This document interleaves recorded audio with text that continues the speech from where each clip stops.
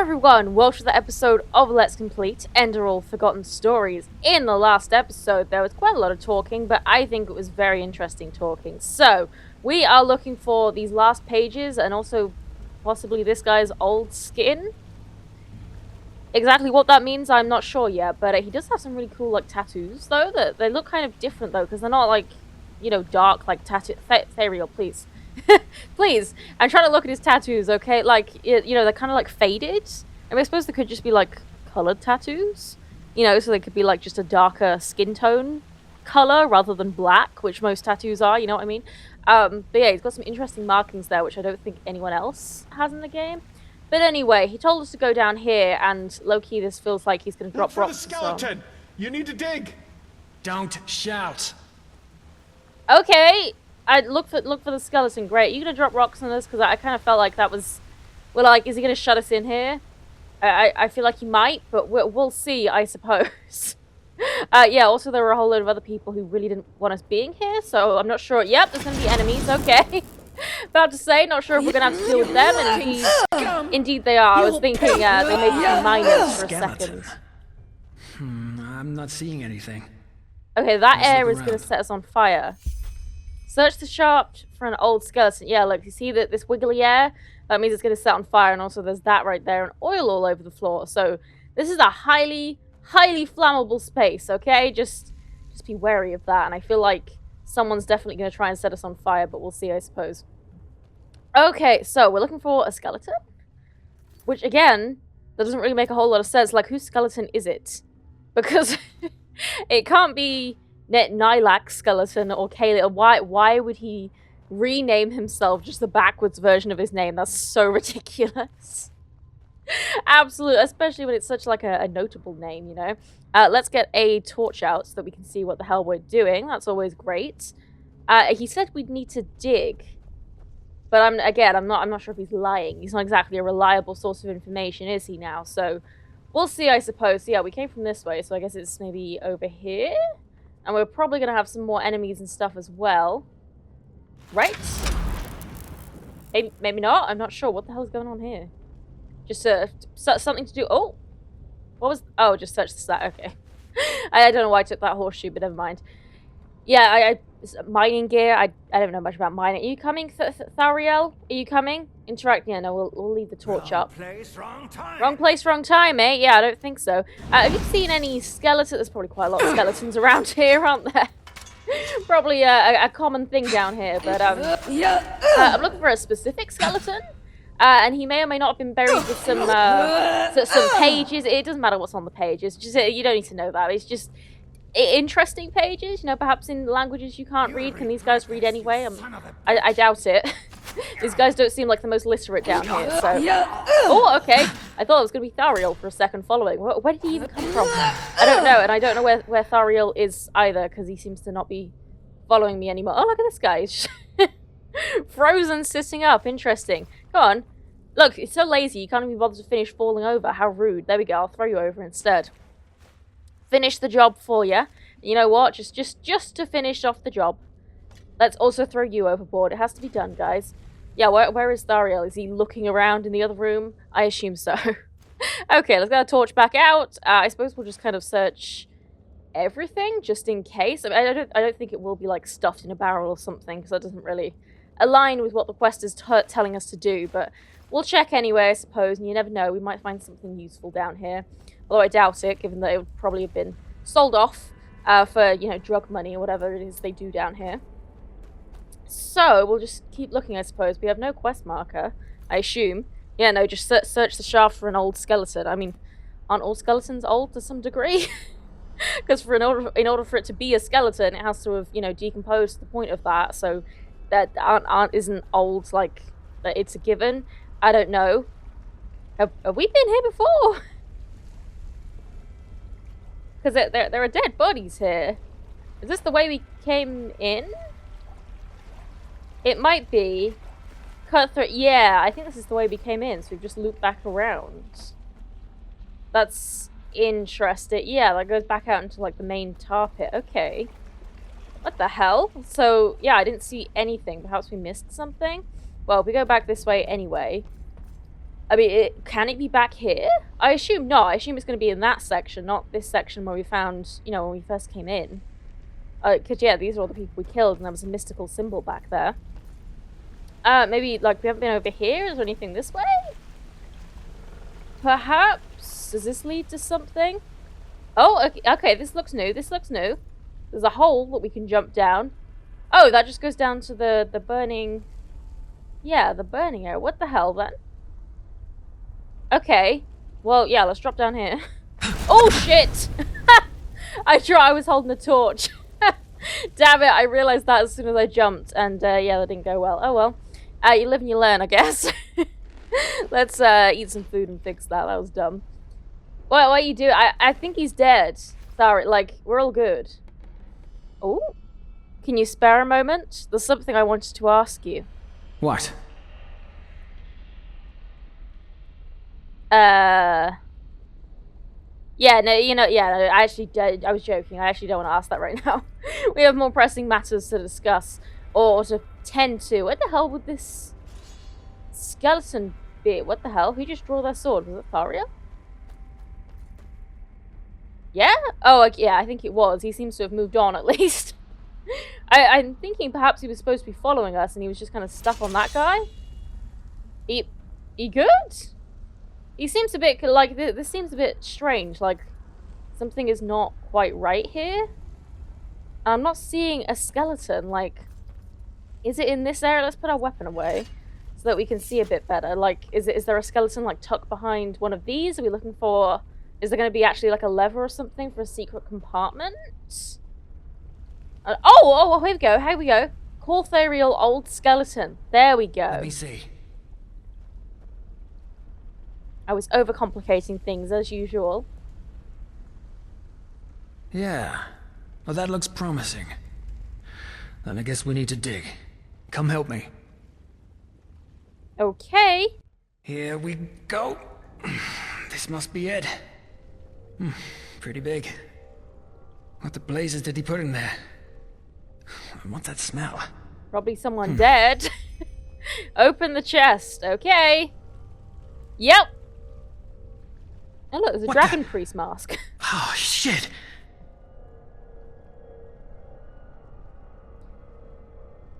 And I thought by I buried Kalian, he was speaking metaphorically. Yeah, see, this is what I was wondering. You mean this body is... Nonsense.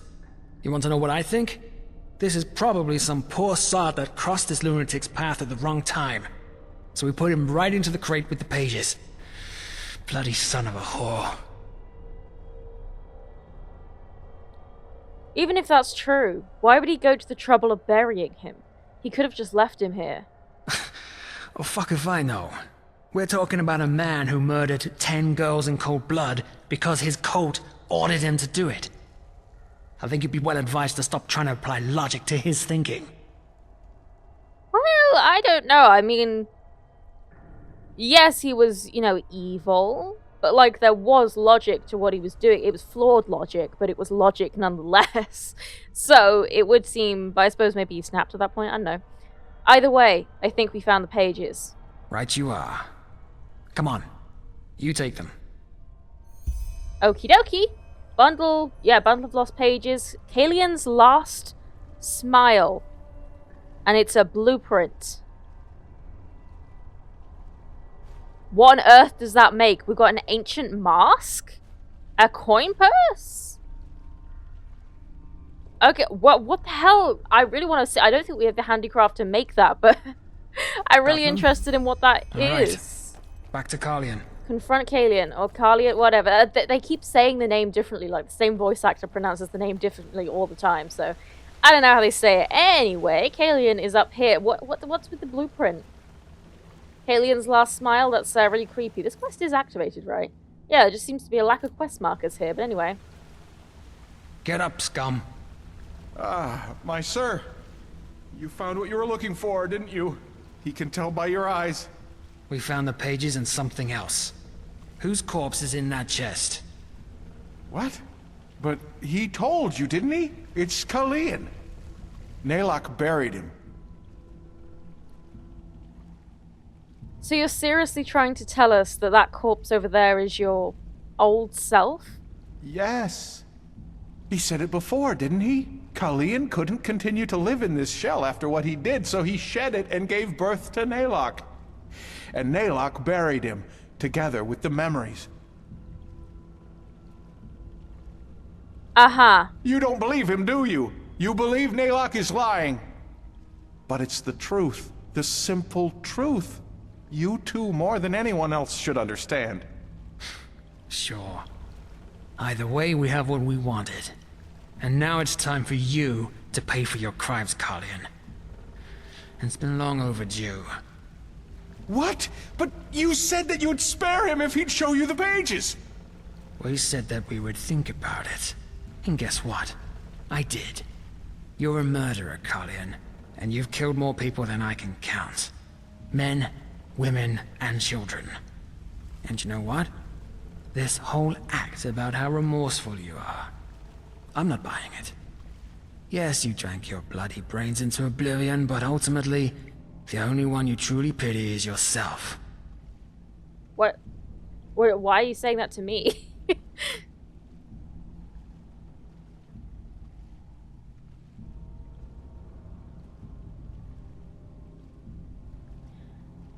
Yeah, I mean, we don't necessarily have concrete proof, but I think he's essentially admitted to everything, and I would say all of the proof. Like, I think we can say we have proof at this point, in which case he is in fact a terrible person. So, you're right. Let's end this. Yes. Any last words? Letho. What? Naylock remembers. By the name of the sun, you were in the refuge orphanage, you and your friend, Letho.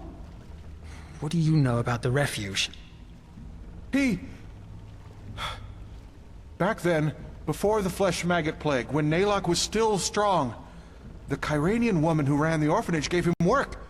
Don't you remember? He carried crates, he cleaned the floor, he cooked. That was you? Uncle Naylock? Yes, that's what you called him, Uncle Naylock. By the Guardians, it's been so long, but he remembers it all now. You and your friend, you were inseparable. Until... You're right. I do remember. What? You were there when they took us. Worse, you helped them. What did she pay you, that old cunt? Huh? Carrying crates? Selling children to the Rolada? All the same, isn't it? No, what? Naylock doesn't understand. He only...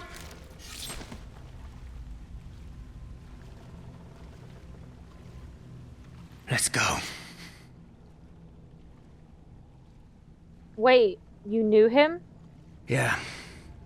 His face seemed familiar, but I just couldn't place him. I mean, is Naylock a common name? Because I feel like it's probably not, especially since it's just his old name backwards. And usually most people don't have names that can also be written backwards. So, like, you didn't put those two very unique names together? Whatever. So he worked in that orphanage you grew up in. The refuge? Yeah. We called him Uncle Naylock. Shagun, the matron, gave him work as a gopher. He wasn't as much of a wreck back then. Can you believe it? A former serial killer working in an orphanage. Apparently the old cunt liked to surround herself with people as rotten as she was. And you think Kalian helped the Relata with the kidnappings? I know it. He'd been there the night it happened. One of us, Wilma, she refused to go. She screamed and kicked. But Naylock held her while one of the father's voices gave her a sleeping potion. That fucking piece of shit. I mean, yeah, even if he hadn't held her down, like a bystander is still just as worse in that situation. And who is this Letho Kalian mentioned? He's probably not going to like me asking this, but we're going to ask anyway. It doesn't matter. Sounded like it very much mattered to you, but okay. What now? Well, as I said, we're done here. Next we need to bring the pages to the first seer, which will, hopefully, encourage him to consider you as a mercenary for the expedition. But we'll see. Before we do that, though, we need to discuss a couple of things. We cannot afford a single mistake if we want this to work. Meet me in my hideout tomorrow morning, alright? It's a small abandoned warehouse in the main cavern, right before the path up to the city. There's an old poster of the theater right next to the door. That's how you recognize it. The dark corners of our minds. Fair enough. Until then. Until then. And, good work.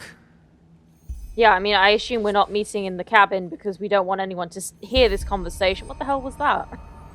I assume he's teleporting, but he just did like a... I don't know, like he was like rolling a ball around his hand or something?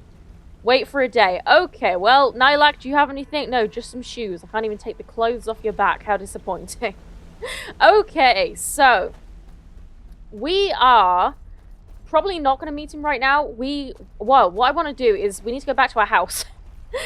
So that we can find... I want to go through our chest and see what copies of the Butcher of Ark we have, because I think we should have numbers 1 to 7, and we also have number 9, which means that we are missing 8 and 10, because I did look it up, and there are indeed 10 volumes, which is what I thought.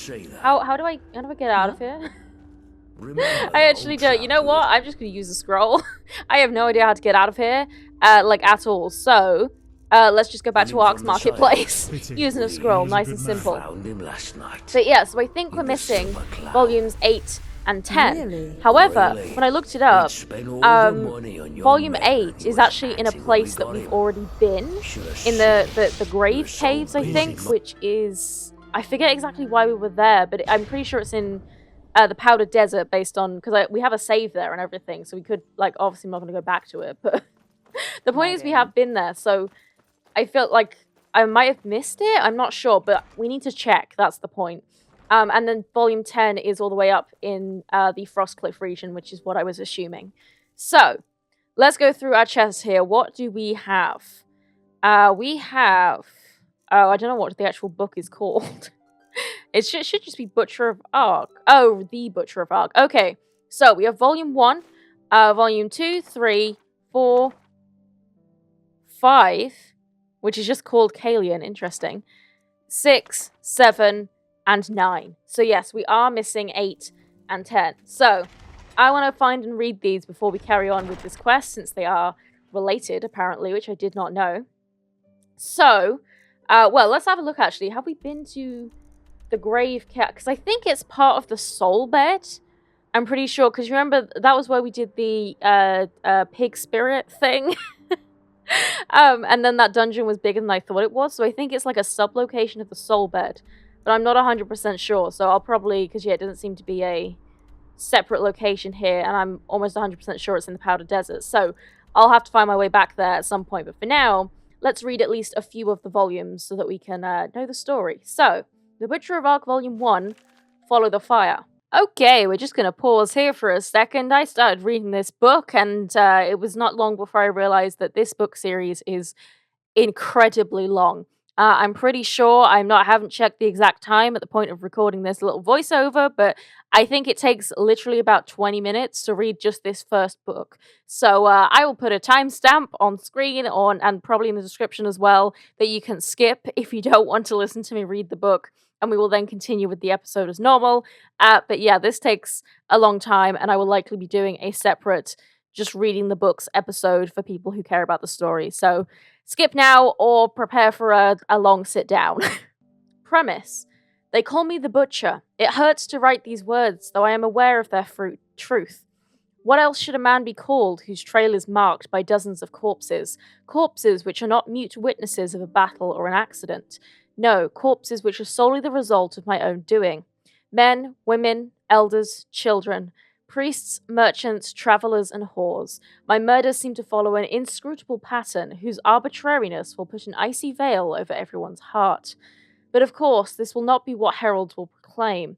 For them and the Holy Order, I will be no less than a monstrosity, a pathless demon who has been led astray by his own mundane cravings. They will call me an evil man. A beast with a heart black as midnight, because these are the colours in which the world prefers to think. Black and white. No one will ask about the how and why. Even these pages will be hard to acquire, for the Holy Order will surely do everything in its power to prohibit their printing, which is why I shall congratulate you, whoever you may be, for holding them in your hands. With this assembly of withered pages, you shall be given insight into my very own thoughts. Do not understand them as a justification for my deeds, because this is not what they are. I assume full responsibility for what I have done, and I desire no absolution, neither from Malthus, whose supposed divinity is something I nowadays merely smile upon, nor from the people, justice, or some other strange, greater power whose true nature we have not yet learnt to comprehend. This book is no more than the testimony of strange and inscrutable happenings yonder which have made me into what I am. Chapter 1 followed the fire.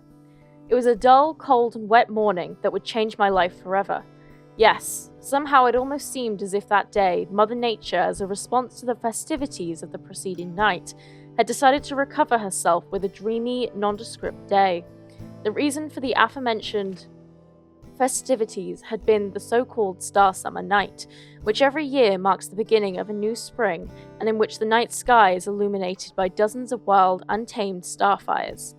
While the common people, however, use the occasion to indulge in their mundane cravings, whether by drinking in smoky taverns, dancing around the first delve of Spade, or having cultivated conversations at a masked ball, for us clerics it means nothing but a night filled with processions, sermons, and prayer. After briefly attending the joyous speech of the mayor and giving my priestly blessing to the commencement of the festivities, I silently retreated into the temple and prayed until both my knees and tongue were sore, just like the holy verses oblige every priest to do. It was of no significance whether the cleric was the high priest, or, as was the case with me, merely a simple, insignificant father in an even simpler and more insignificant village. Mine was called Fogville. Ooh.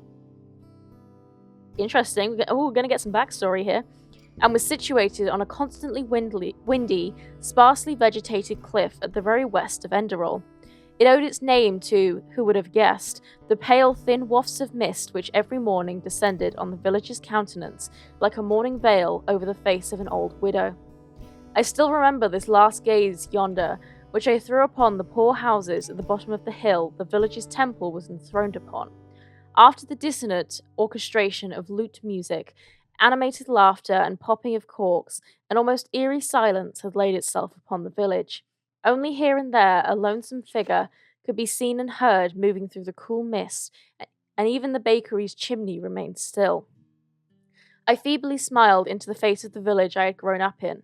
My father, who actually wasn't my father, claimed to have found me wrapped in linen and lying in a basket near a way shrine on the Mist Road.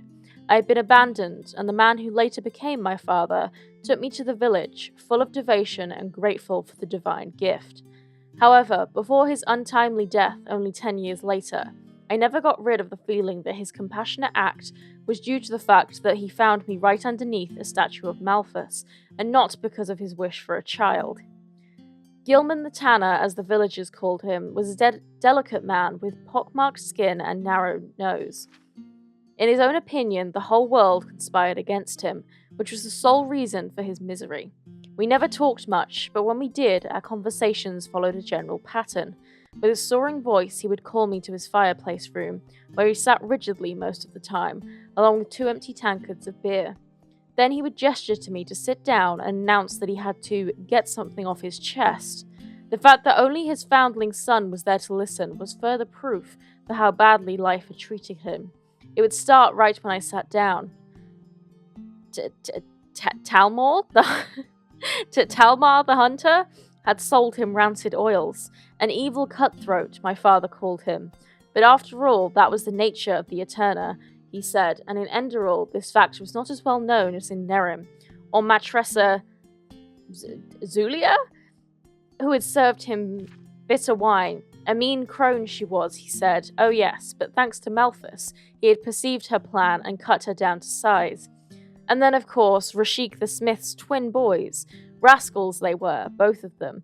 No respect they had for path-abiding, hard-working people like him.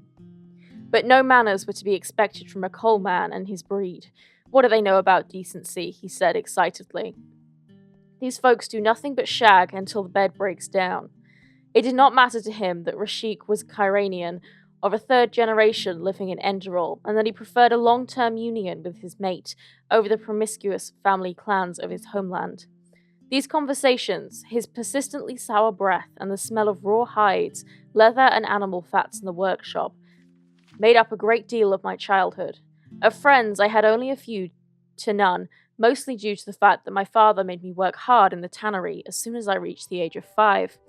If Master Pylea, I am sure of this now, had not by incident noticed my quick wit, I would still be there today, working between animal parts, stretched hides, and slippery grease. Maybe the strange experience on that misty morning would have never happened. Yet she noticed, and that is how it came to be that on the day of my path consecration, the aged priest proclaimed my holy path in a solemn voice. I, Jael, Tanner's son, was predestined to dedicate my life entirely to Malthus's glory, as a priest. Of course, back then, I did not fully comprehend what that meant, but the other children's awestruck reactions made me realize it was a good thing. Thus, I left the bleak tannery and only entered the old house on the edge of the village to sleep there. For my foster father, the child abduction, was only one more act of treason. Looking back, I think that the amiable master, I think, was the only real caregiver in my life. She taught me how to read and write, and she taught me the essentials of herbal lore, with empathy and strictness. She taught me of what I needed to know to become part of the Enderalian clergy. 10 winters later, I received priesthood, and began to serve in the small temple. I did what an obedient priest had to do. I held services, I prayed, I maintained the temple, and I heard the villagers' confessions. Mater Pylea, is that actually not, I don't know if that's a typo. Mater? Is it supposed to say master? I don't know. Left the village on her 60th name day and moved to a retirement quarter in the Sun Temple in the capital. Yeah, because I think that might actually not be a misspelling. Because there is a woman in the Sun Temple with Mater in the name. I cannot stop thinking of the truck from Cars, but we'll try and move on from that.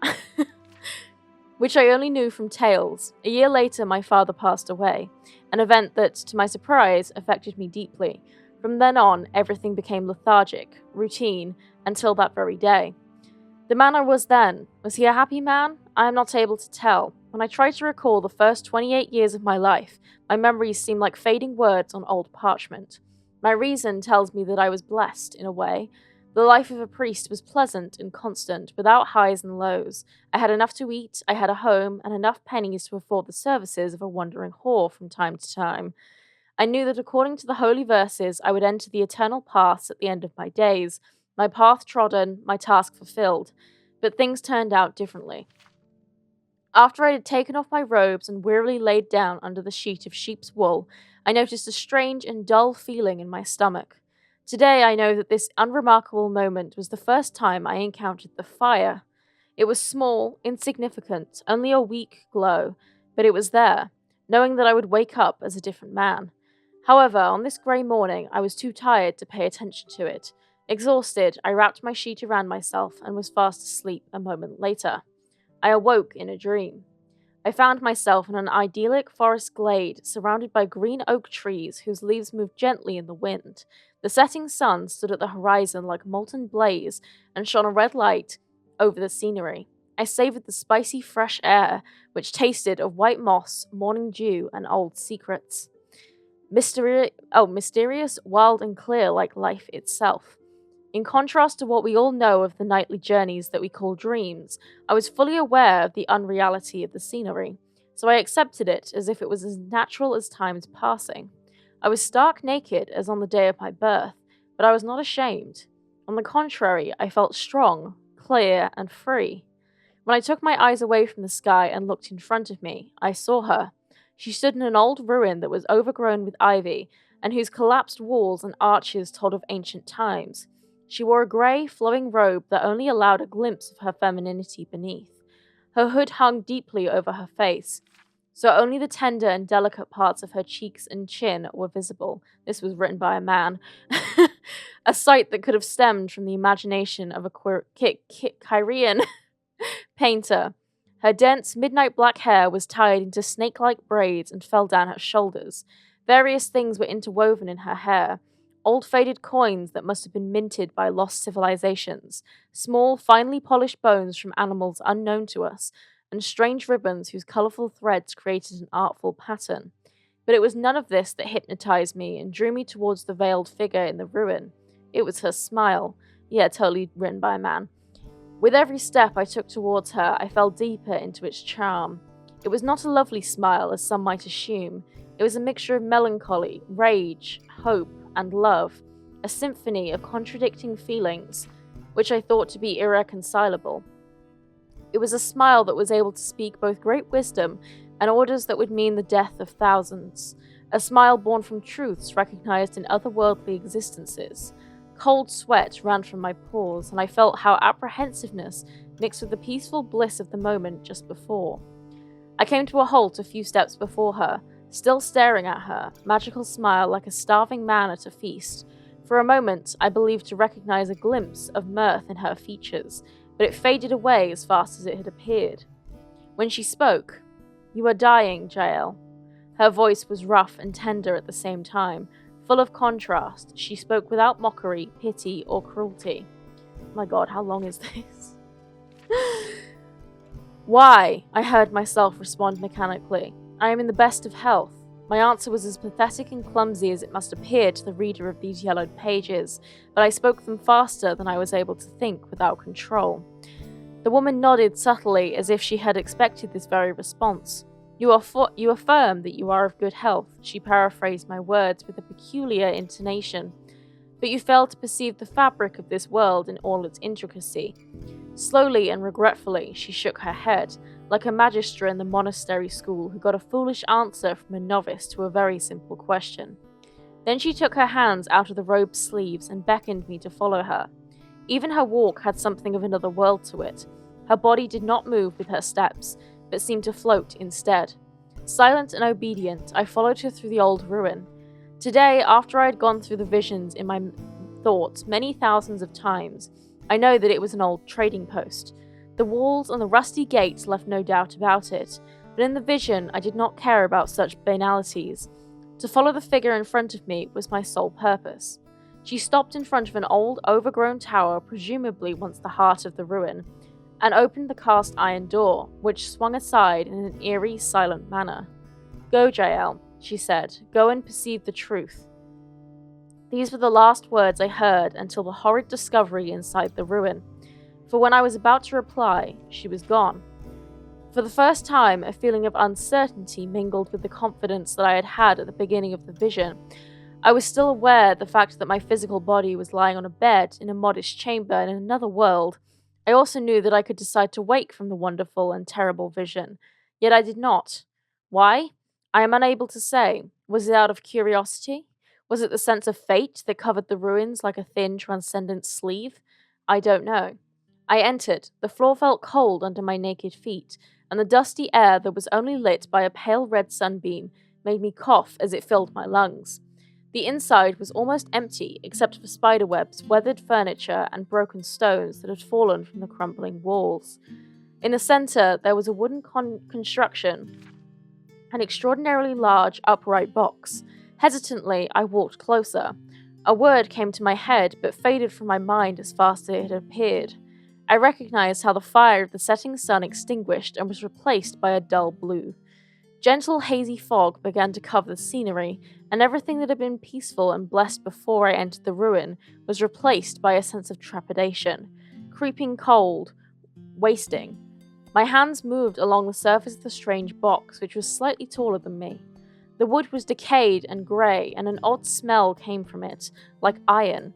It was sweet and tempting, but at the same time repellent. "Leave," flashed through my head. "Leave before you inflame it." I was unable to determine if it was I who thought these thoughts, but of course I did not leave. Slowly, my hand moved towards a gap on the side of the box that allowed me to open its lid. As the hinge turned with reluctant morning sound, I remember the word that had slipped my mind. This time it did not vanish, it persevered in all its dreadfulness. The wooden construction in the center of this abandoned ruin was no box, it was a coffin. Even today, I can hardly find the right words for the terror that stared at me from the decomposing interior of the coffin. Without any doubt, the creature in front of my very eyes was myself. There it was, the brown hair, thinning, even at the age of 28. There it was, the well-trimmed, dense beard that grew down to my chest, the beard that I grew to hide my unremarkable, longish face. And there it was, the crooked nose, giving my face a vulture-like appearance, making me avoid my own reflection in the mirror. But the body in the coffin was dead, clenched like in the moment of dying, penned in like cattle. His head was pressed down to his shoulders by the small dimension of the coffin, his unnatural posture a silent accusation. His body was pinched, his arms pressed to himself in a twisted manner. Much more gruesome, though, was the face. The skin was pale and had a greenish-grey color like decayed tombstones. There were many deep fissures that were not bleeding, but offered a view of bare flesh and white bones. The beard was curly and wild, and maggots moved around in the tangled flesh, oozing a festering, doughy liquid that was dripping down on the stone floor. I apologize if anyone is eating dinner right now.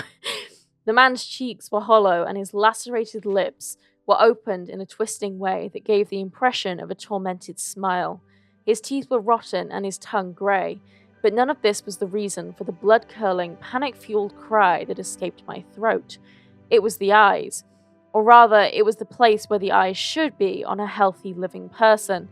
But there were no eyes. Weak and pale like shrouds, the lids, devoid of any sense, hung over gaping black sockets.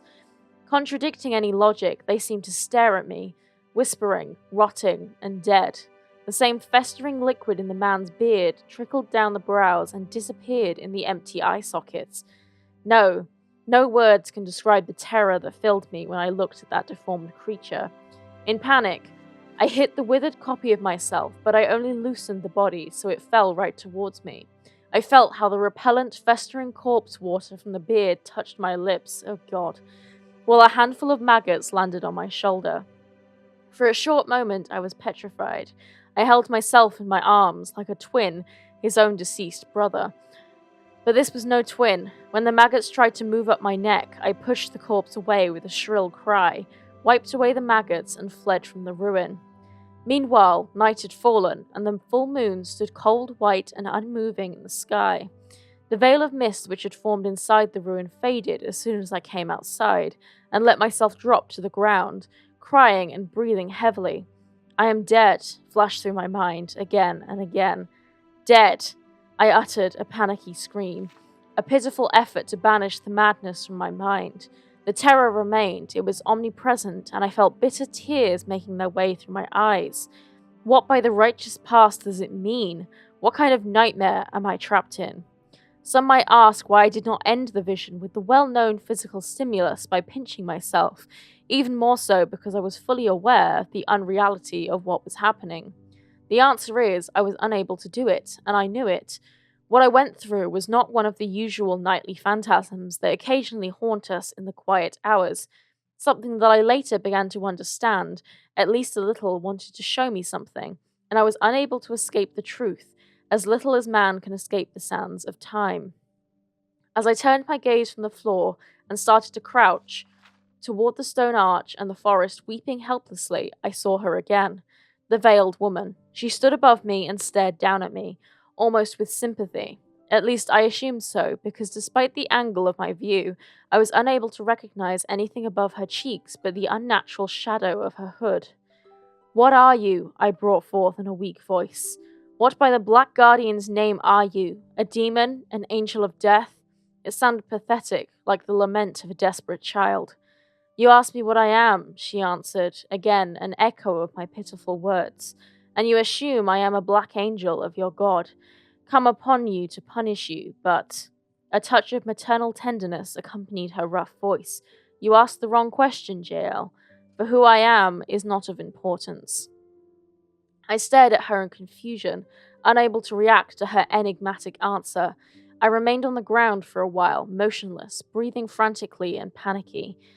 Looking at the veiled woman, after what felt like an eternity, I asked the question that needed to be asked. And what is the right question?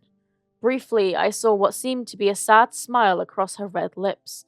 You inquire from me what only you can answer, she said, and began to move towards the stone arch.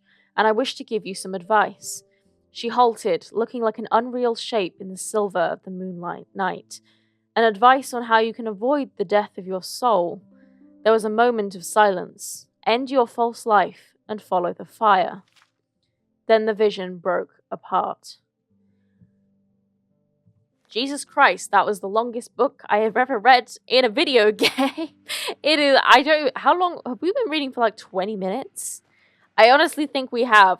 So, I don't think it's going to be possible to read all of these books. I'm going to have to think about that. Like, are these ones also, like, just as long? I'm kind of assuming they are going to be, which is nice. From the point of view of, like, you know, it's giving us a lot of backstory. Yeah, look at how long this is. Oh my god. Okay. Yeah. When does this end? I think we've literally been reading for like 20 minutes. So, I mean, congrats if you made it all the way through. And I do apologize if you were, you know, eating or like something was in the oven, because I probably just spoiled your appetite then. How long is this? Yeah. Okay, so I'm not sure what I'm going to do about that. I will likely kind of edit the video to put a warning that is going to be long.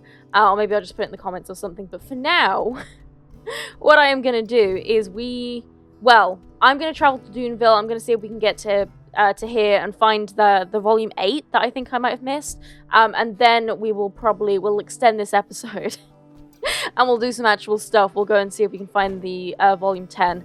So yeah, I'll see you when we found volume 8. Okay, so we are in the Soul Bed right now, which is in the Powder Desert right here, and one of the like sub-locations is the Grave Caves, and apparently this is where volume 8 is, and I just missed it, which I'm very ashamed about, because I mean, I guess I was kind of rushing through this, because I kind of did not expect this particular location to be as big as it was.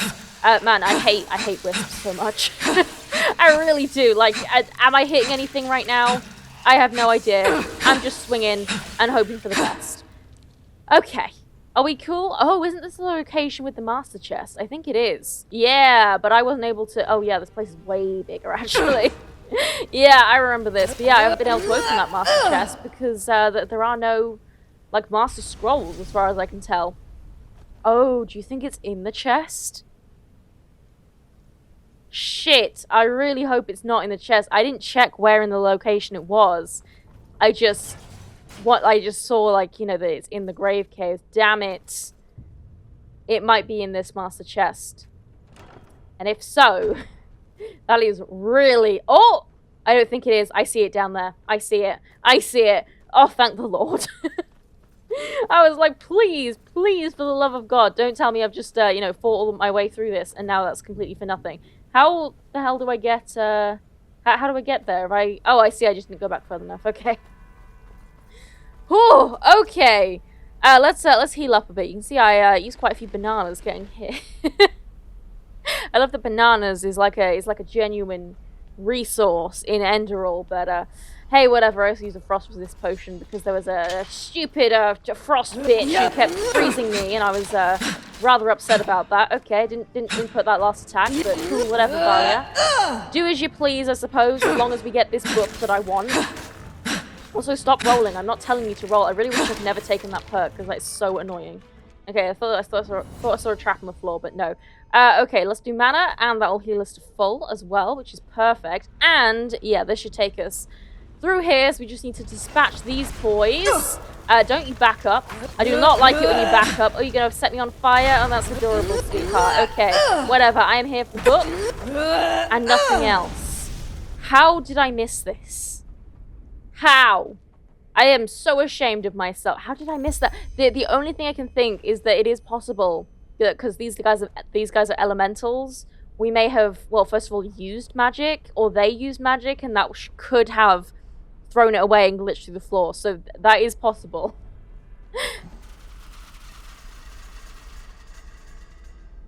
Nice. You really got me there. They got me good, guys. Okay. How much bigger is this dungeon? Because I don't really want to... I mean, should we just go back the way we came? I don't know. Hopefully... I don't think we're, like, far away from the end, so hopefully we can just kill a couple extra guys and there'll be, like, an exit somewhere. Perhaps. Hi. Oh, that was a big hit. Good job, buddy.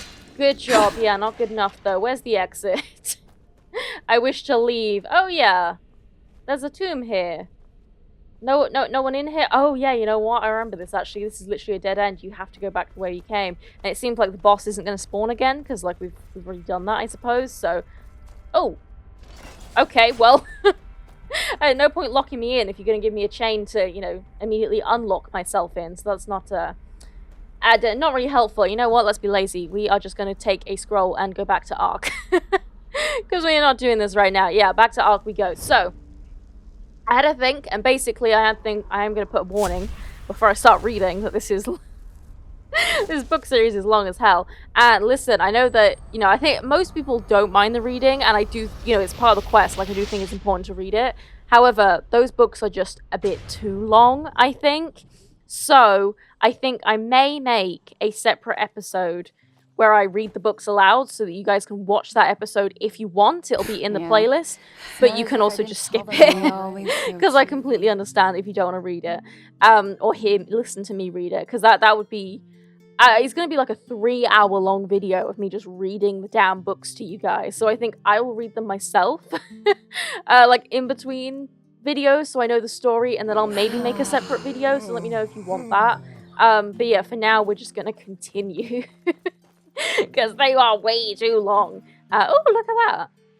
It's so beautiful. Oh, look, I never noticed that there was like a ladder. Oh, it's not really like a horizontal, I suppose it is still a ladder. Some shifts never end. But it's like, you know, a thing connecting the houses. That's kind of cool. Okay, easily impressed, aren't I? Oh boy, let's go and have a nap, shall we? Because our health is low and... that was a lot of reading. A lot of reading indeed. So... I think we are still going to go and find the 10th volume so that we can kind of finish that quest off, because we need to do it at some point, so we may as well do it now. And then it kind of, you know, I can at least read the story and perhaps give like a brief synopsis so I can at least know what's going on, because they are relevant. So, the other place that we're going, I don't actually have an exact location, but it's up here somewhere. I'm pretty sure it's the big fortress that we keep seeing, so we are going to head to the Myrad Tower. And head over to the Frost Tavern, Frostcliff Tavern, I think that was what it was called, perhaps. I should probably get a scroll to teleport there, but whatever. The Myrad, it only costs 25 coins, it's fine, whatever. We'll just take it. The Myrad's cooler anyway, you know? Get to fly in a cool creature, so... Sure. Where to? Please take me to... Yeah, Frostcliff Tavern, I was correct. And yeah, we'll go and find this place, we'll do an adventure thing so we can actually like do something in this episode other than just read, and then in the next episode we will go back and we will meet Thariel or whatever he was called, and we will continue the faction. Because yeah, I did not expect that book to be quite that long, but I think can we see it from here? I'm not sure if we can see it from here, actually. There's a whole load of locations down... Yeah, thanks. I'm busy, okay? I don't need anything from you right now. I think it's this. This. Perhaps? I should probably check, actually. Should have checked before I started recording again, but you live and you learn. Yeah, you know what? I'm going to double check exactly where this is, and I'll see you when I have a location. Okay. So... the location is all the way over here, and as you can see based on this road, it is quite literally as far into the mountains as you can get, like apart from maybe over here. And I don't think I want to do that right now, or I don't even think we can. Because, I mean, first of all, I don't want to, like, because I have a feeling that quite a few of these locations are going to be quest-related, like, because it's pretty much the only area of the map we haven't done, really, apart from Thalgard. And we've got a few things in the Dark Forest left, but... like, there's a lot of stuff that's going to go down, and of course, you know, that they mentioned the Frostcliff Mountains heavily in the faction we're currently doing, so I have a feeling we're going to come back up here quite a lot, and probably for the main quest as well. And quite frankly, it's going to take us ages to get there, and I literally don't think we have the resources for it. So, I think we're going to leave that for now, and we're just going to go back. We're going to go back to work, because this whole reading the books thing has really thrown a wrench into my plans. So, we are going to go back to the Undercity. We will talk to Thariel, I think that's his name. And we will continue this guild. Or faction, whatever. What the hell is going on? Is this like a faulty scroll that he gave us or something? No, I think it's just glitching out. A low quality scroll, perhaps. And yeah, we're gonna just continue the faction for now because I was not expecting those books to be so long. No, I'm not from here. Shut up, child. You have no idea what I've been through. Okay, so yeah, we will just follow the quest markers because I still don't know my way around the Undercity at all. You'd think I'd have figured it out by now, but I think honestly it's just that it's so dark. Like I can't figure out my way around. But yeah, we're gonna go back to the faction. So the faction? The faction. Yes, I am leaving you be. Okay, so he said it was like a shack near the front with a poster next to it, I think. So it should be. I'm not sure. Oh, the dark corners. The dark corners. Yeah, this one. So it should be this. Shed requires a key. I do not have a key though. I'm not. Oh, maybe we need to wait. Have we not? Yeah. Oh, wait a day. Oh my god. Okay. Yeah, but I think it is going to be here that we're going to meet. Okay. Is there a bedroll? Mind your own somewhere? fucking business. You mind your own fucking business, buddy. Residential barrack. Okay, can we? Is there a tavern down here? It's got to be, right? These guys like drinking themselves to death. Where's the tavern?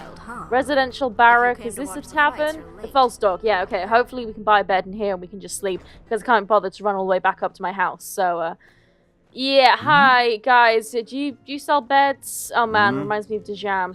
Hi. You're not from around here, are you? I'm looking for a room for the night. Sure, if you have the money. I do. 10 pennies. Alright, Thank you. Your wife will open up the door for you. Watch out for lice, will you? Lovely.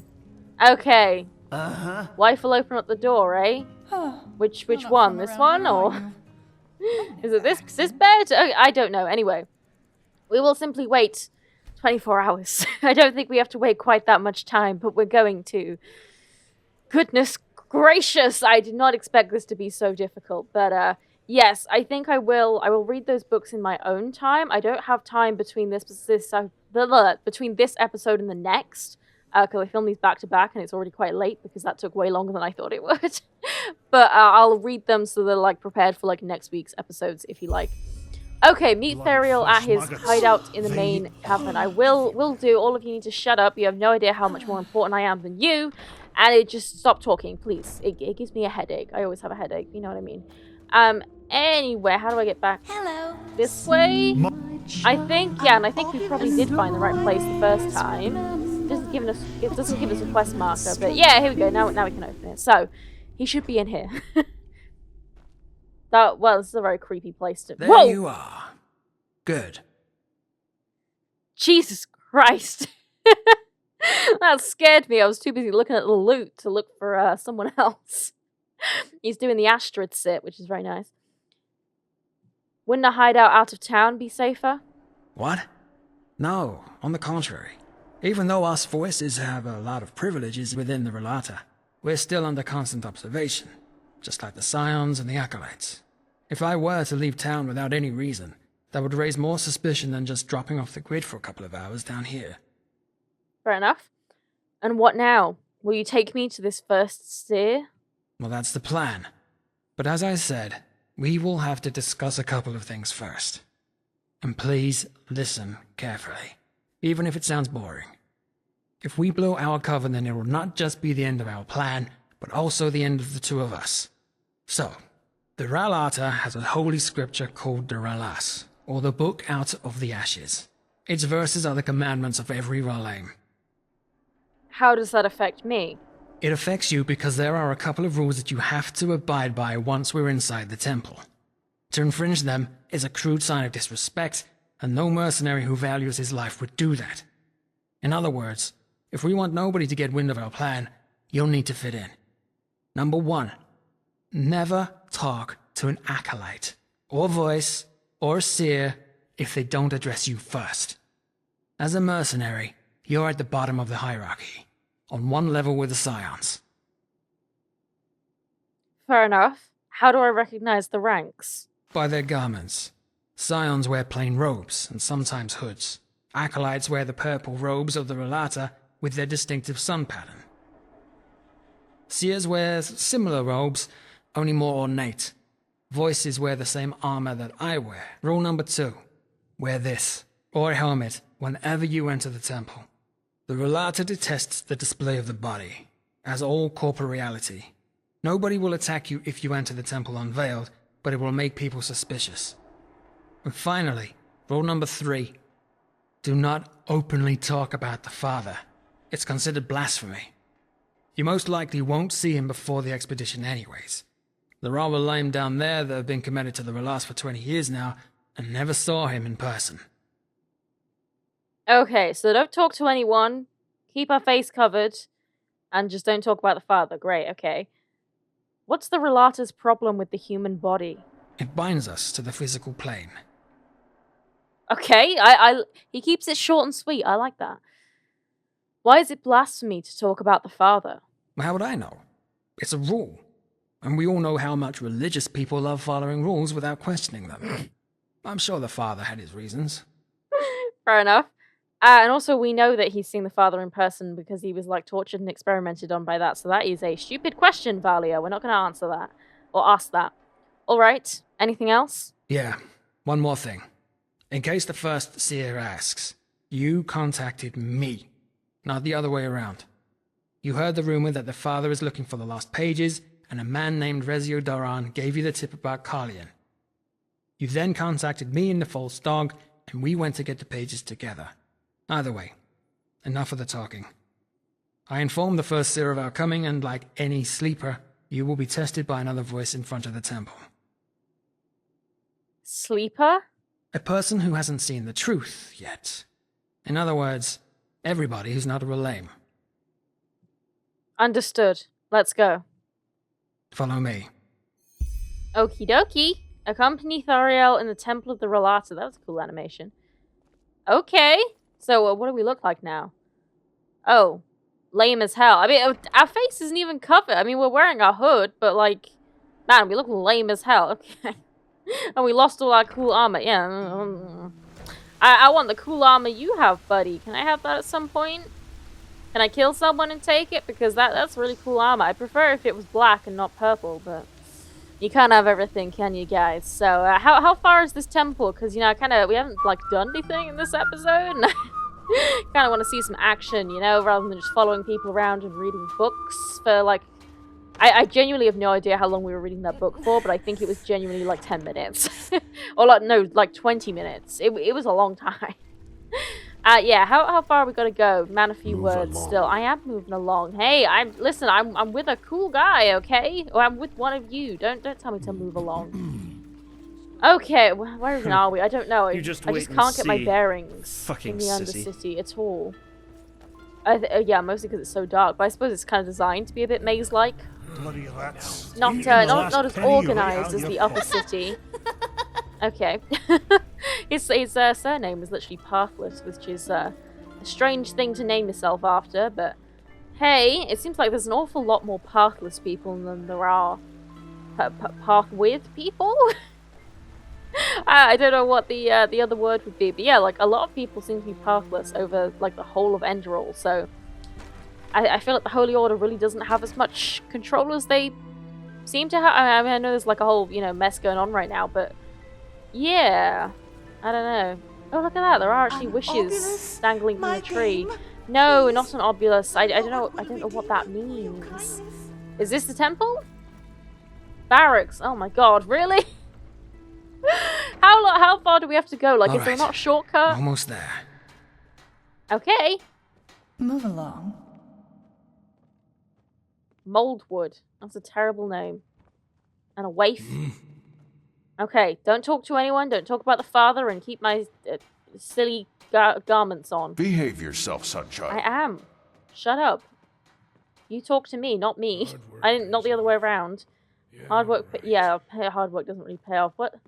Oh, it's like a wardrobe just door. paid his shadow tax. Well, some people never learn. Yes. Brother Sorrow? Brother Wrath. From ashes to blood. From blood to liberation. Is this the sleeper? Yes. She knows the rules. Of course. Good. Hold still. Another sleeper.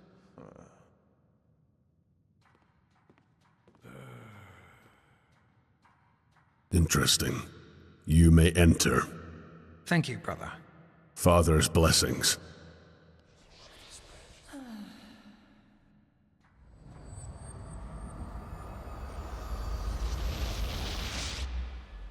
I don't know what that was, but I feel violated.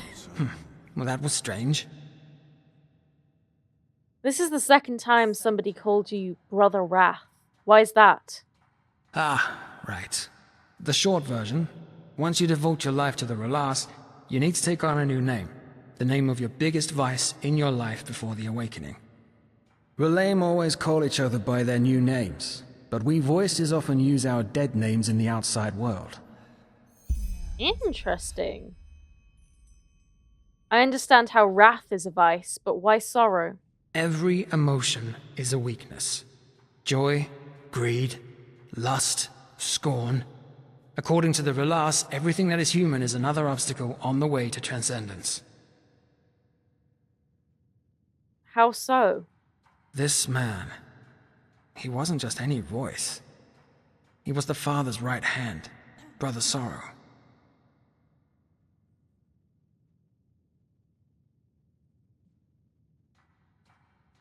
Why would the father send his right hand to retrieve me?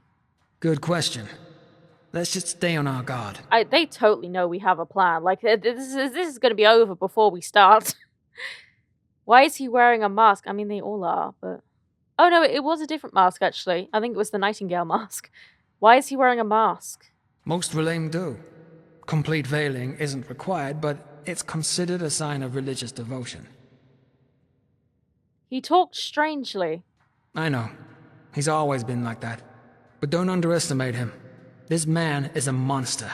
I once saw him fight 4 thugs at once who thought it was a good idea to rob a voice of the Father. He decapitated one of them, broke another one's face, and cut down the remaining 2 with a single swing of his sword. All right, then. Let's go. Yes. Yeah, they totally know something up. That something is up. This is a cool entrance, though. Open strange place. Well, we've been to some strange places before. Ever been to Agnard? It's not fun, trust me. Ooh! This is so cool. Oh, sorry. I'm being disrespectful. Oh, okay. Rialta, Shara. Yeah, sorry, I'm not supposed to talk to you. Just gonna make a little save and take a picture. We'll continue for a little bit since we did so much reading. Okay. We're watching you, sleeper. Yeah. Always. Who's even saying that? I have no Observe, idea. Don't feel. Observe it. Yeah, I mean, man, these guys are some real downers, to be honest. Okay, so I can see like the sun motif he was talking about. And then there'll be never He was a good man. brother. Sister You Sloth. should stop agonizing over it. Scion? And Okay, my so it's like a family. novice. Wrong. They were. You are Ralaim now, and transcendence is near. So we are the only family. Interested. Move out the way. Meditate and perform your duties. Sister Envy. Isn't the time to stray. Sister Vanity. Ooh. Yes. Oh my god, this You're is such a right. cool. I love that rug, but where'd you get that rug? IKEA? Probably not, right? Brother Greed? Ashes to blood. First seer. From ashes to blood, from blood to liberation. Ah, Brother Wrath. Is this our visitor? Yes, First seer. She helped me find the lost pages. Interesting. Show me. Here. Interesting. Tell me, how did you know that the Father is looking for these? Oh, fuck. I didn't pay attention to the spelling of his name. I'm pretty sure it's this top one. Ah! I don't know! from one of my contacts. He said it Rezo Duran. I'm gonna go with this one. And how did you meet Brother Wrath? Also through your contact?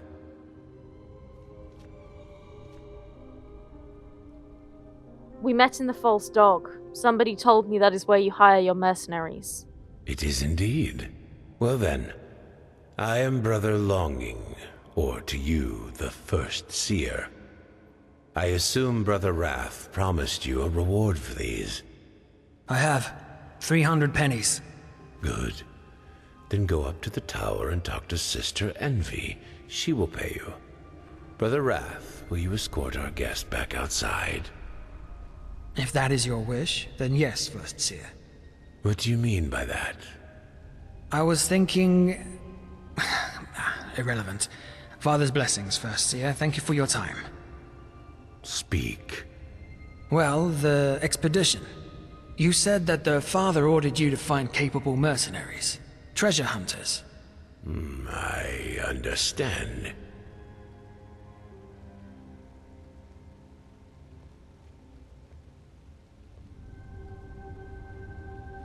You think she'd be a fitting candidate? He wasn't talking to me, so... I fail to see any magical talent in her, however. Why do you think she could be of use to us? We have enough leg breakers already. Fair point, First Seer. I'm sorry. Fine then. We actually have enough mercenaries already, but you seem to be more capable than the scum that usually runs the Undercity's alleys. However, before I recommend you to the Father, I want you to prove yourself. Brother Greed. Sister Pride, is she still in the Light Grove?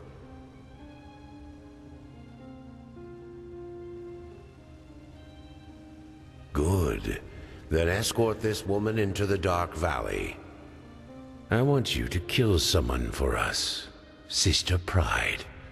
A voice who has betrayed us.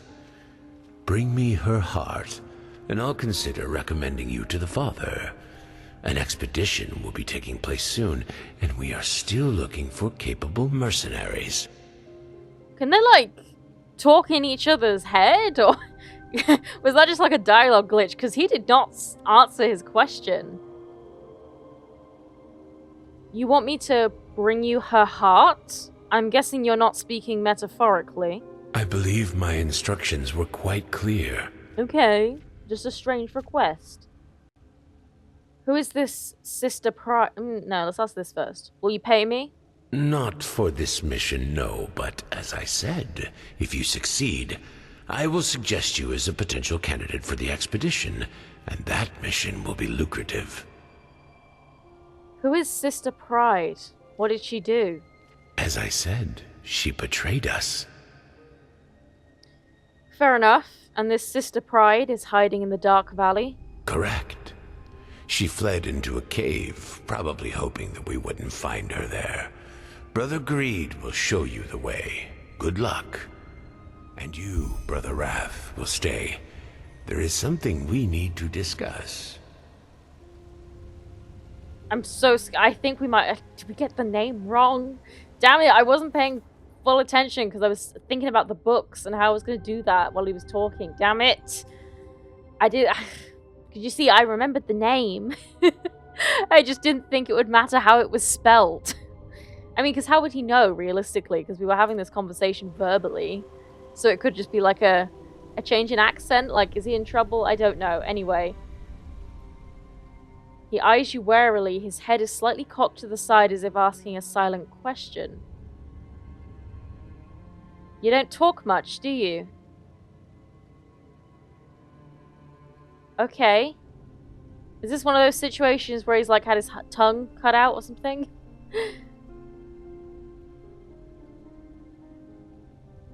Alright then, let's go. So are we gonna, like, meet there or... Are we taking a scroll together like right now? Because there just seems to be a bit of a communication barrier right now. Like, have you given me a scroll, or am I gonna follow you in a second? Are you good? Do I need to like save your ass? Like, are we going? Oh, we are going. Okay, can I take these stupid robes off once we get to the Dark Valley? Hopefully. Hope he doesn't kill you. Hope I didn't screw your life over because I spelled his name wrong or something. Damn it.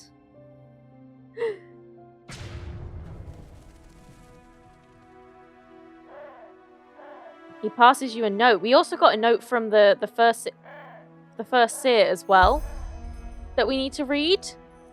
So let's do some more reading. We have note from the first seer. He gave us this in the middle of the conversation. The carrier of this writing is to be handed 300 pennies. Okay. Signed Yalahai? Is that like his original name or dead name as they called it? Okay, interesting. Yeah, I think this guy probably doesn't have a tongue and that's why he's not talking. Okay. We just gotta give it a second. There we go. We believe that Nessa is hiding in a small cave west of here. Light Grove. Go there, kill her, then come back to me. I'll wait here. Okay, Nessa. So I guess that's Sister Pride's... that was her name, right? Sister Pride, I think so. Her dead name. Okay. So he's just gonna wait here. Where exactly are we? We're in the middle... Oh no, we're on the edge of the Dark Forest. Interesting. So, or the Dark Valley, rather.